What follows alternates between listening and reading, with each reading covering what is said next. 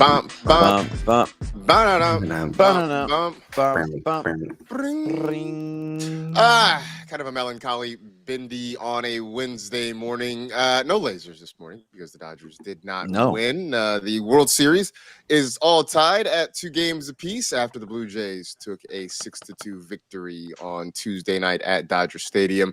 Welcome to the Blue Review presented by LAX. I'm Marcus Grant with Greg Bergman and Parker Bell. Review. Review.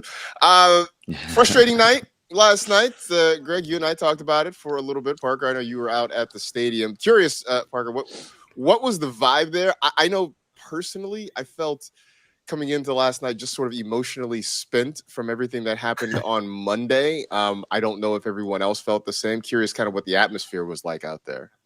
Yeah, I can't say that, everybody there at the stadium was emotionally spent. It could be because you spent so much money to be there, so you had to kind of build yourself up. But B, I think it was just from the jump.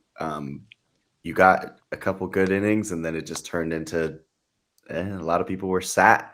I saw a lot of the Blue Jay fans were trying to get themselves energized, so a lot of boos towards Blue Jay fans. The atmosphere, yeah, it was a little dim at the stadium yesterday, understandably so, and a bit of a tough watch. But hey, I mean, I think that we were talking about it before the episode, Greg. Are we going to get like that defeatist, just it's over and they lost when Shohei was on the mound, or are we going to get that? Hey, you still got Snell, Yamamoto versus Savage, and I think it's back to Gosman. So I still think it's advantage Dodgers. So we're gonna see how this chat reacts. We're gonna see how Dodger fans reacts. But yeah, it was a little dim at the stadium. Yeah, obviously the lineup changes. Dave Roberts alluded to it tonight that he's really seriously looking at making a change in the lineup. So we will get into that as we kind of recap a little bit of Game 4 and look forward to Game 5 coming up tonight. But first, as always, want to give a shout out to LAX, transforming the travel experience, saving guests time. Looking forward to the People Mover train, hopefully up and running early next year. If you need more information, you can go to flylax.com/transforminglax.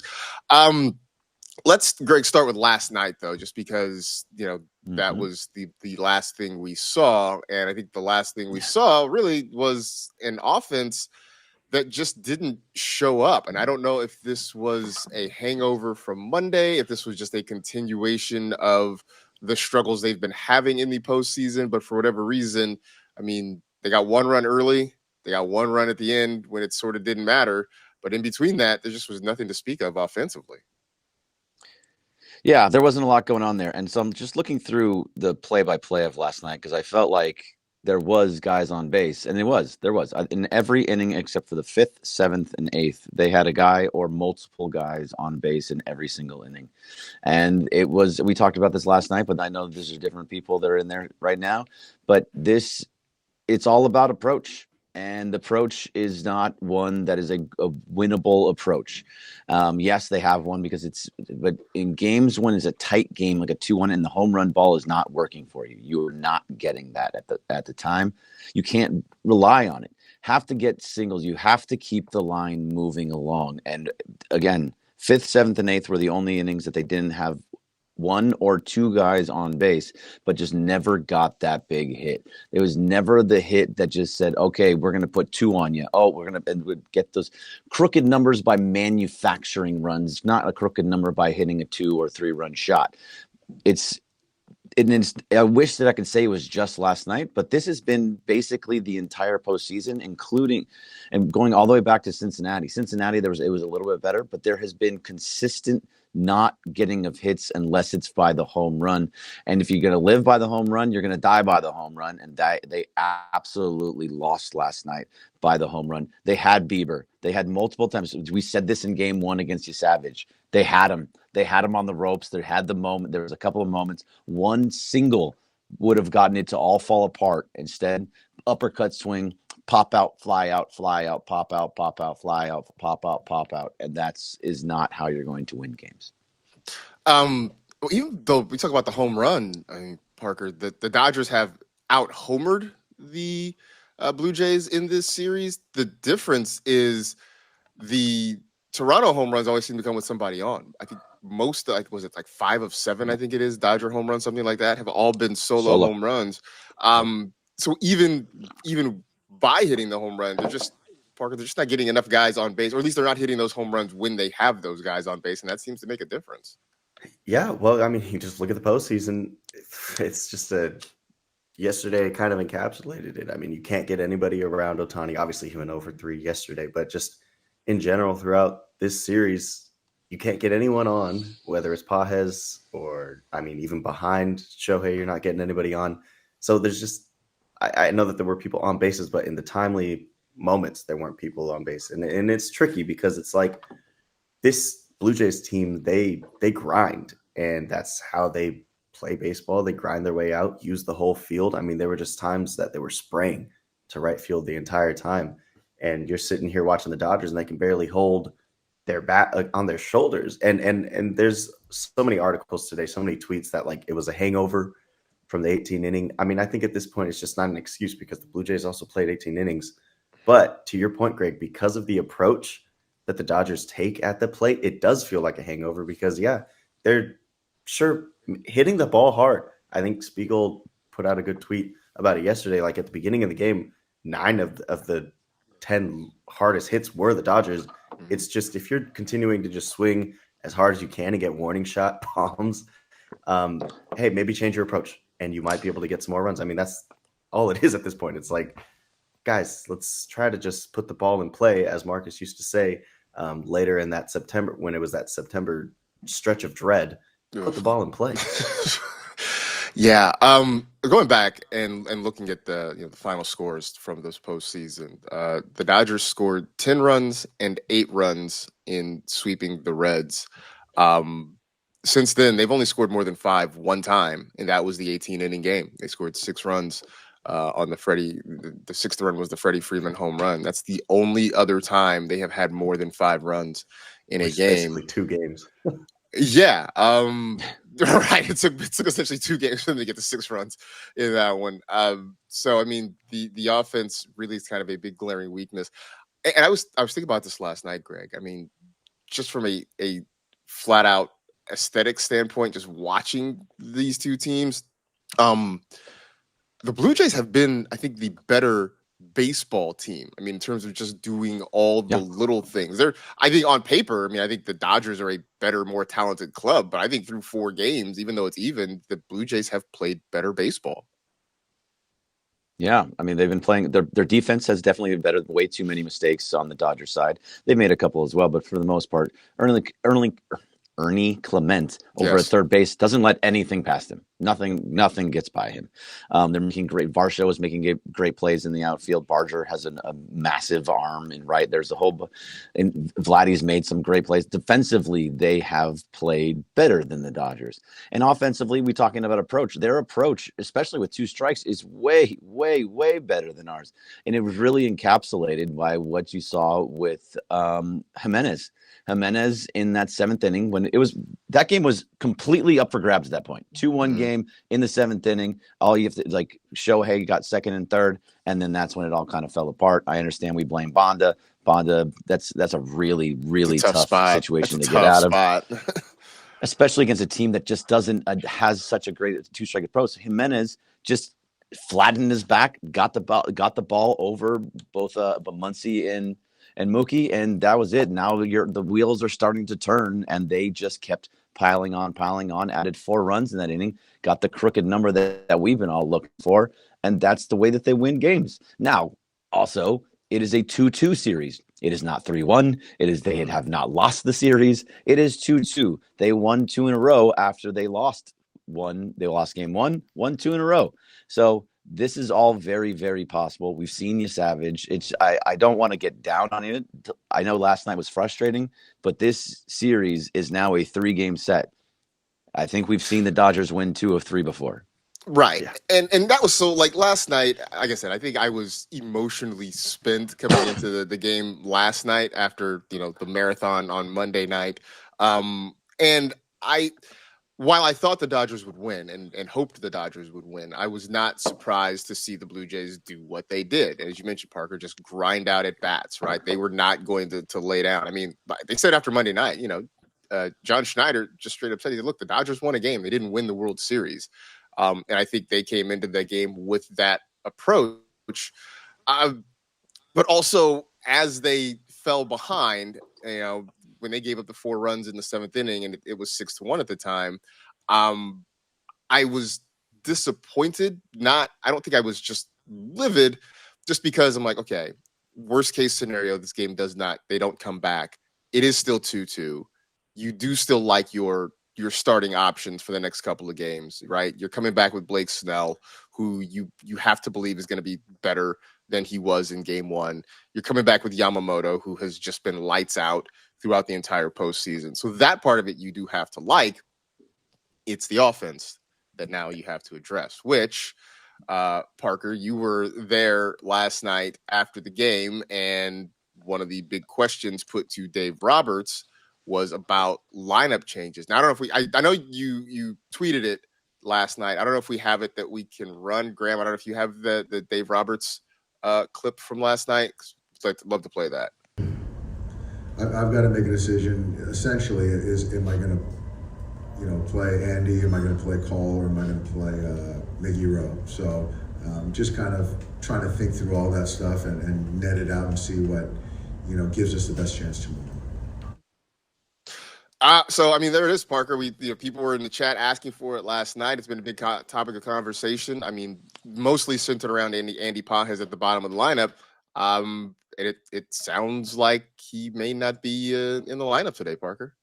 Yeah, it's pretty clear that a change is happening today. I mean, he also stated in that post presser that the lineup just dies at a certain part. And that, I think, is a big statement in terms of hearing where the momentum, and if he feels in the lineup just dies, to use that word, it's like, okay, yeah, changes are happening for game 5. What they will be, honestly, it's probably Miguel Rojas. I think that's the first answer. And it's more of just like hey, Tommy, I don't know if you're still complaining, or I don't think he was ever complaining necessarily, but I think he just has to sack it up and go play center. He looked pretty good when they put him out there, when they shifted him out there later in the game, in game 3. So I believe for the approach wise that we've been talking about all episode, Miguel Rojas is the answer. He can just do the smaller things. Ohtani asked in that presser, what felt like a rare, honestly, like holding team accountable from Ohtani. He said we could at least just do the bare minimum to be able to put up some runs. And you don't hear much stuff like that from Ohtani. So I think that, yeah, you're going to probably get Miguel Rojas today, Greg, and it's just going to turn into one of those situations where you got the vet who could probably get better at bats. Yeah, it makes the most sense. I was going to ask, what do you think the best option is, and what do you think they're going to do? I think what they're going to do is the best option. If you're not going to play Andy Pages, who is strictly in there for his glove and for his arm, you have to go Miggy Rowe. Miggy Rowe will play second base, and Tommy Edman's going to have to step up and work through that ankle and play center field.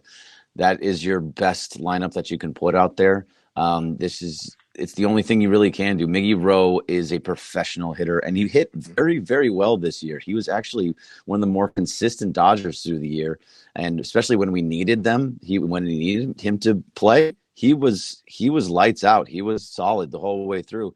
He dropped down a nice bunt in game 3, so I don't know if that's going to continue with bunts, but I trust Miggy Rowe at the plate more than I trust Alex Call in that situation. Yeah, I mean, and I've said this about Miguel Rojas all year long, is that, when everything is going poorly,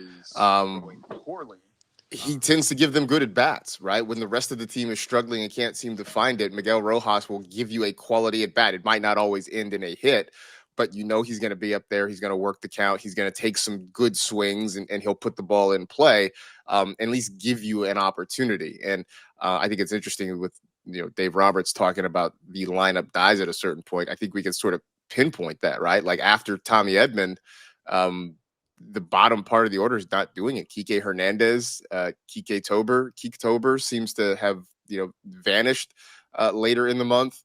We know how bad Andy Pages has been.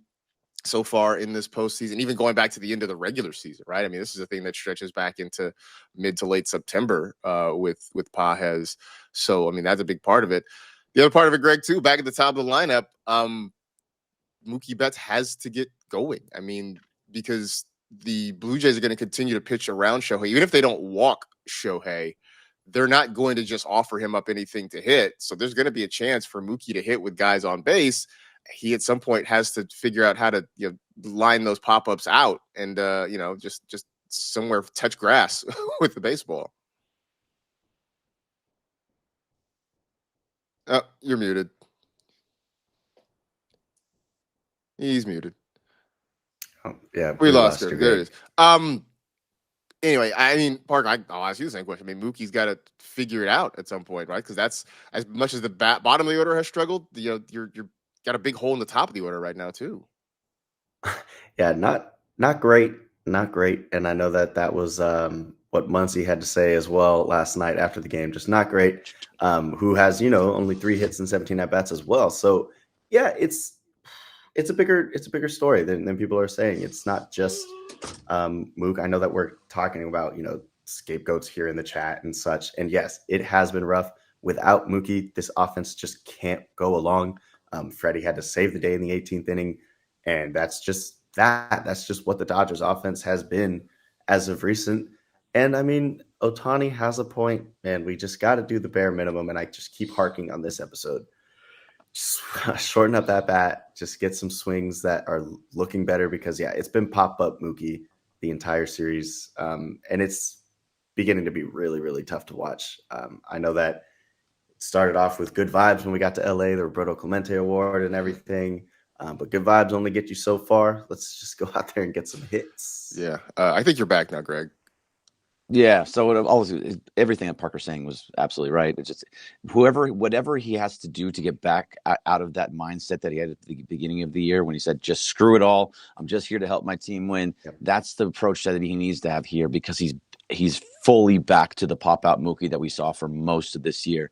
And he has to remember what he did to change his at-bat and what he did to change his mindset, because whatever it was, it reverted, and he has to go back to what it is. Otherwise, those at bats are pretty bad. I mean, he's going to still put out some great defense, just like he did back then too, but need him to come through in clutch moments, especially when they're walking Shohei over and over again, even though he didn't yesterday, but still they're going to walk him again. He's going to get walked in a big moment, and Mookie has to come through.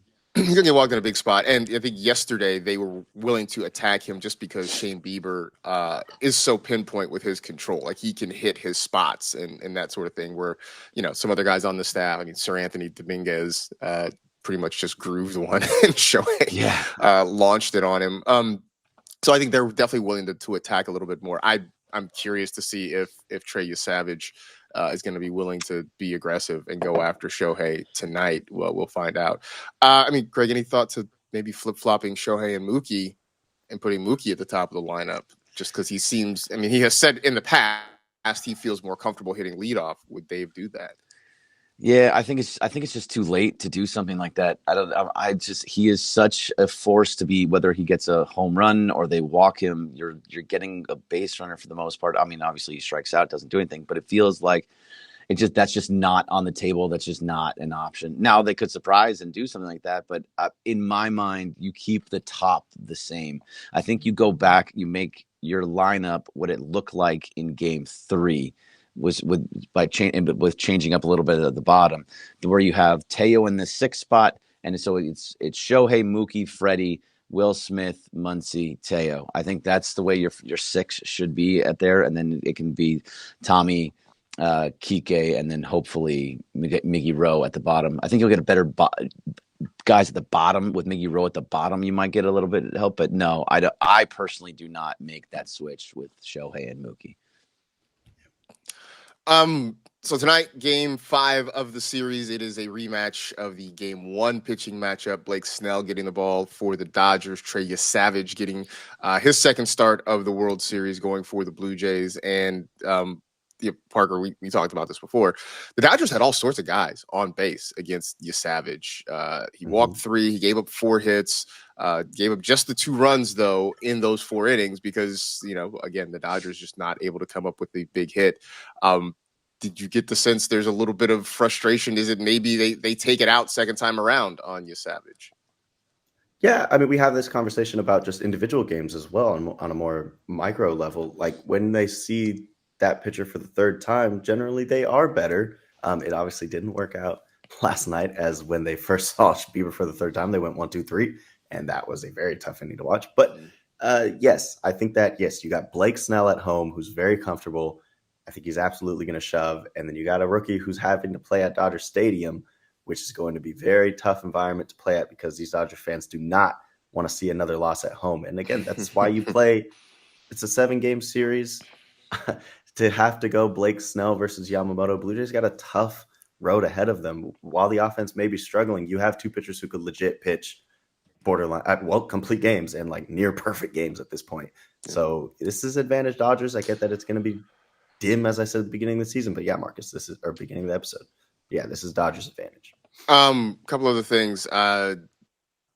We will see if George Springer is available. I know on the broadcast yesterday, John Schneider was trying to be optimistic and saying that maybe he would be good to go for Game 5. We'll see about that. They said hour to hour, by the way. That was one of the weird. I'd never heard that before.